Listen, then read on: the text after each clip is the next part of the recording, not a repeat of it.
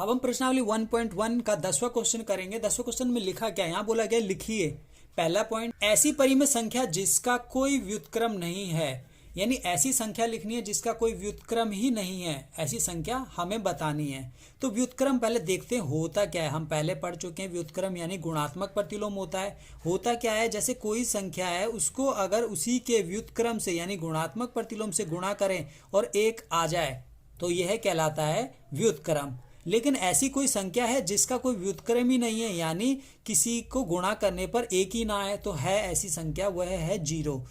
Zero एक ऐसी संख्या है जिसको किसी से भी गुणा करो कभी भी एक नहीं आएगा, क्योंकि जीरो को किसी से भी गुणा करने पर हमेशा जीरो आता है, एक कभी भी नहीं आएगा। तो इस प्रकार जीरो का कोई व्युत्क्रम ही नहीं है। यहां पर लिख देंगे हल लिखकर, पहले का जो हल होगा वो होगा जीरो। इसका आंसर क्या है, जीरो। दूसरा जो पॉइंट है उसमें लिखा है लिखिए परिमेय संख्याएं जो अपने व्युत्क्रम के समान है, यानी अपने ही गुणात्मक प्रतिलोम के समान है। तो ऐसी कौन सी संख्या है, तो ऐसी दो परिमेय संख्या है जो अपने ही गुणात्मक प्रतिलोम यानी व्युत्क्रम के समान है। एक है -1 और 1। अब तीसरा पॉइंट देख लेते हैं। यहाँ लिखा है लिखिए परिमेय संख्या जो अपने ऋणात्मक के समान है। ऋणात्मक हमें पता है, ऋणात्मक मतलब होता है योज्य प्रतिलोम।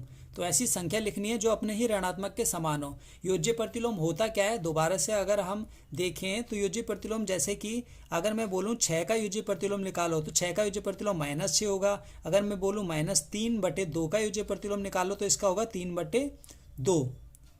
ठीक है, इसी प्रकार बोला गया परिमेय संख्या ऐसी बतानी है जो कि ऋणात्मक के समान है, यानी वो संख्या अपने ही ऋणात्मक यानी योज्य प्रतिलोम के समान है। तो कौन सी संख्या होगी ऐसी, तो ऐसी संख्या है जीरो, क्योंकि जीरो के आगे अगर -0 लगाएं तो वो जीरो ही माना जाता है। इस प्रकार जीरो एक ऐसी परिमेय संख्या है जो अपने ऋणात्मक के समान होती है। तो जीरो एक ऐसी संख्या है जो अपने ऋणात्मक के समान है। तो शुरू से अगर पढ़ें तो ऐसी परिमेय संख्या जिसका कोई व्युत्क्रम नहीं है वह है जीरो। परिमेय संख्या जो अपने ही व्युत्क्रम के समान है तो दो है, एक -1 और एक 1। परिमेय संख्या जो अपने ऋणात्मक के समान है तो वह है जीरो। प्रश्नावली 1.1 का 11वां क्वेश्चन कर रहे हैं। रिक्त स्थानों की पूर्ति कीजिए। पहला पॉइंट दिया है शून्य का व्युत्क्रम निकालिए, यानी शून्य का व्युत्क्रम क्या है ये हमें बताना है। तो शून्य का व्युत्क्रम, पहले तो हम व्युत्क्रम यानी गुणात्मक प्रतिलोम देख लेते हैं होता क्या है। जैसे कि अगर दिया हुआ है 4/5 का गुणात्मक प्रतिलोम निकालिए, तो हम क्या करते हैं 5/4 कर देते हैं, यानी नीचे वाले को ऊपर लिख देते हैं और ऊपर वाले को नीचे लिख देते हैं। यही होता है व्युत्क्रम। अगर बोला जाए -2/3 का व्युत्क्रम निकालिए तो क्या होगा, माइनस रहेगा ही लेकिन 3 ऊपर आ जाएगा 2 नीचे आ जाएगा, तो ये होता है व्युत्क्रम। तो शून्य का पूछा है तो शून्य और इसका व्युत्क्रम क्या होगा, जैसे शून्य के नीचे 1 लगाया जा सकता है और इसका व्युत्क्रम लिखेंगे तो 1 ऊपर और 0 नीचे, और इस प्रकार की संख्या अपरिभाषित होती है, परिभाषित नहीं होती है। तो इसलिए शून्य का कोई व्युत्क्रम नहीं होता। तो हम यहां लिख देंगे खालिस्तान में नहीं। अब आगे दूसरा पॉइंट, संख्याएं डैश तथा डैश स्वयं के व्युत्क्रम है। कौन सी ऐसी संख्या है जो स्वयं के ही व्युत्क्रम है, तो ऐसी संख्या 2 है। एक है -1 और एक है 1, तो ये हम यहाँ पर लिख देंगे। तीसरा पॉइंट -5 का व्युत्क्रम, तो -5 का व्युत्क्रम क्या होगा, बटे में लगा देंगे, -1/5 ये होगा -5 का व्युत्क्रम। इसी प्रकार 1/x का व्युत्क्रम, तो 1/x का व्युत्क्रम होगा x। दो परिमेय संख्याओं